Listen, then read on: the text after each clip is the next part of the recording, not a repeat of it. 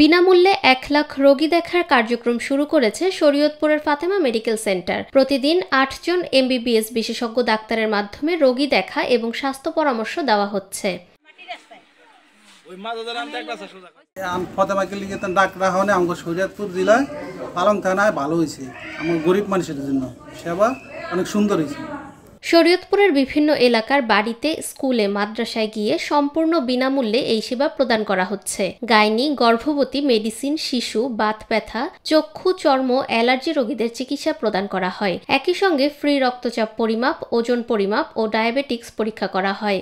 আমাদের Fatema medical centre প্রান্তিক পর্যায়ে দারিদ্র জনগোষ্ঠীর সেবা নিশ্চিত করার জন্য আমাদের ফাতেমা মেডিকেলের প্রতিষ্ঠাতা এবং মাননীয় ম্যানেজিং ডিরেক্টর ডক্টর মাহবুবুল হক স্যারের নির্দেশে গ্রাম পর্যায়ে গিয়ে ডাক্তার নিয়ে মানুষকে সেবা দিচ্ছি।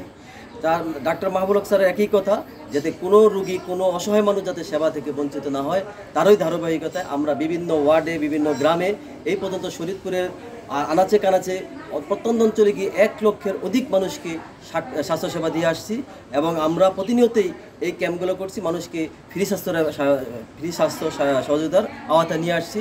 কোনো মানুষই যাতে, কোনো অসহায় মানুষই যাতে স্বাস্থ্যসেবা থেকে বঞ্চিত না হয়। যারা দেখা যায় দূর দূরান্ত থেকে গাড়ি ভাড়া দিয়ে রুগী ডাক্তার দেখাতে যেতে পারছে না, আমরা সেই রুগীদেরকে বাড়ি গিয়ে আমরা আমাদের স্বাস্থ্য সেবিকা, স্বাস্থ্য সহযোগী এবং ডাক্তারদের মাধ্যমে আমরা গিয়ে চিকিৎসা দিয়ে যাচ্ছি। ফাতেমা মেডিকেল সেন্টারের প্রতিষ্ঠাতা ও উপদেষ্টা ডাক্তার মাহবুবুল হকের পরামর্শে সবার জন্য সুস্বাস্থ্য নিশ্চিত করতে ফাতেমা মেডিকেল সেন্টার এই কার্যক্রম চলমান রাখবে। আগামী 3 মাসে লক্ষাধিক রোগীকে সেবা প্রদান করা হবে বলে জানান তিনি। নিরপেক্ষ, সত্য প্রকাশে আপোষহীন।